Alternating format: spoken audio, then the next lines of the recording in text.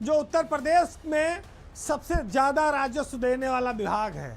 यानी कि यूपी सरकार को हजारों करोड़ रुपया हर महीना जो विभाग देता है उसका नाम है आबकारी विभाग, शराब महकमा।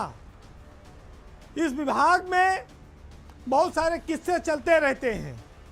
आज हम आपको एक ऐसी चर्चा से रूबरू कराएंगे जहां पर अफसर अपनी लंबी पहुंच का फायदा उठाकर बार बार इसी विभागों में तैनाती लेते हैं और इलाहाबाद से बैठकर उत्तर प्रदेश के अलग अलग जिलों में अपनी सत्ता चलाते हैं। आप ये कह सकते हैं कि look in London talk in Tokyo. ये बड़ा अपने यहाँ मशहूर किस्सा है कि भैया इलाहाबाद से बैठकर लखीमपुर खीरी में कोई कैसे चार्ज चला सकता है। आप दो पोस्टिंग कर देंगे और आदमी 250, 300, 400 किलोमीटर दूर कभी जाएगा नहीं और माल निकलता रहेगा, काम होता रहेगा। जिस प्रदेश में बड़े आदर्शवादी बातें होती हैं, राम राज वाली सरकारें हैं, वहाँ नशे के कारोबार वाले विभाग से कई कई हजार करोड़ रुपए का हर साल लक्ष्य बढ़ा कर दिया जाता है विभाग को कि लाकर इकट्ठा कराइए। एक विरोधाभासी स्थिति है। उसके बावजूद सरकार की यह मजबूरी है कि पैसा यहीं से सबसे ज़्यादा आना है, बात हरिश्चंद्र वाली भी करनी है और शराब से पैसा भी निकालना है। इस विभाग में कारनामे ऐसे हैं कि अफसरों की पोस्टिंग और तबादले के खेल में अब कई सारी चीज़ें सामने आ रही हैं। लेकिन आबकारी महकमे में दिव्य प्रकाश गिरी एक ऐसे अफसर हैं जो तीसरी बार यहाँ पर पोस्टिंग पर आए हैं। आपको हैरत होगी कि एक आईएएस अफसर 2 बार इसी महकमे में एडिशनल कमिश्नर रहे। पहले वो एडिशनल कमिश्नर रहे आबकारी में, फिर वो बांदा के डीएम हुए, फिर दिव्य प्रकाश गिरी वहाँ से ट्रांसफ़र हुए तो फिर आ गए लौटकर एडिशनल कमिश्नर आबकारी बनकर, और फिर वहाँ से वो डीएम सुल्तानपुर बने और उसके बाद वो विशेष सचिव बनकर आए थे गन्ना चीनी महकमे में। लेकिन चूंकि विभाग की मुखिया, गन्ना विभाग भी उनके पास है, बीना कुमारी मीना के पास, और आबकारी भी है, तो पता नहीं किस जुगाड़ से वो गन्ना चीनी से हटकर फिर दिव्य प्रकाश गिरी यहाँ पर विशेष सचिव बनकर आ गए आबकारी महकमे में।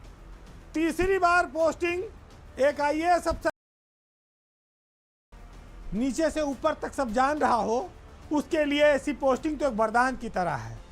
तो वो इस मलाईदार विभाग में इतनी मजबूत पकड़ रखते हैं कि पानी पिलाने वाले से लेकर ज्वाइंट कमिश्नर तक उनको टिप्स पे याद है गिरी जी को। और गिरी जी प्रमुख सचिव बीना कुमारी मीना के काफ़ी निकट और सलाहकार के तौर पर इस समय विभाग में चर्चित हैं।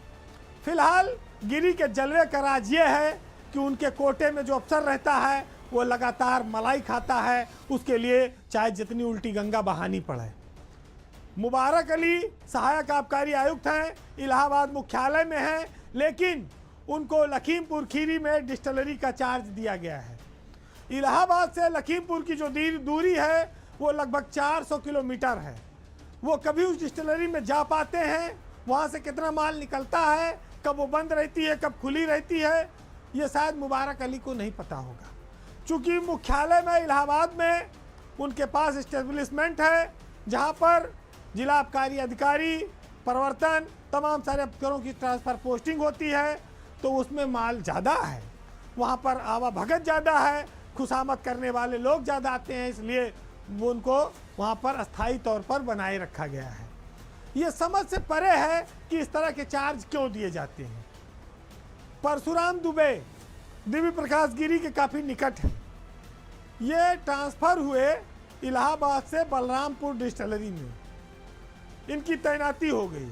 लेकिन इलाहाबाद मुख्यालय में सहायक आबकारी आयुक्त सीरा का जो चार्ज है आज भी इन्हीं के पास है, और ये बलरामपुर अपनी मूल तैनाती पर नहीं आते, वहीं इलाहाबाद बने रहते हैं।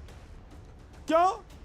क्योंकि भाई स्वाभाविक है, जहाँ सीरा है, गुड़ है, मीठा है, वहाँ पर चींटा ज़्यादा लगेगा, और लगेगा तो फिर वो दूर क्यों जाएगा जब बगल में भोजन मिलेगा। तो राजेश कुमार सिंह विधि विभाग देखते हैं मुख्यालय में, और उनको चार्ज दिया गया है सीतापुर की रामकोट आसवनी का। इसी तरह से संजय कुमार यादव हैं, वो भी लखनऊ में पोस्टिंग है, लेकिन उनको भी सीतापुर में एक डिस्टिलरी का चार्ज दे रखा है। नितिन अग्रवाल इस विभाग के मंत्री हैं और स्वतंत्र प्रभार के मंत्री हैं, लेकिन जैसे और मंत्री कहते हैं कि हमारे विभाग में नहीं चलती है, वैसे नितिन अग्रवाल भी हैं कि भाई हमारे विभाग में पूछ नहीं होती उतना। बीना कुमारी मीना एक ईमानदार प्रमुख सचिव के तौर पर उन्होंने अपनी पहचान बनाई है, लेकिन उनके नीचे ये जो खेल हो रहा है, ये जो काम हो रहा है, इसकी जिम्मेदारी आखिर कोई तो लेगा। हर आदमी अपने आप को ईमानदार घोषित किए बैठा है और नीचे विभाग में सारा खेल चल रहा है। क्या ये उदाहरण इस बात को बताने के लिए पर्याप्त नहीं है कि ये नियम विरुद्ध काम हो रहे हैं और ईमानदार अफसरों और मंत्रियों के रहते हो रहे हैं? तो इसको करा कौन रहा है और इस पर रोक कौन लगाएगा? सरकारें आंख खोलें, अपना तो काम है कि चीज़ों को सामने रख देना। भेदभाव कब होता है और क्यों होता है और किस कीमत पर होता है? नियम क्यों तोड़े जाते हैं? दोहरे रवैये क्यों अपनाए जाते हैं? ये सारे बहुत सारे सवाल हैं और सबका जवाब एक है कि सबका मालिक जो एक है वही सब कराता है।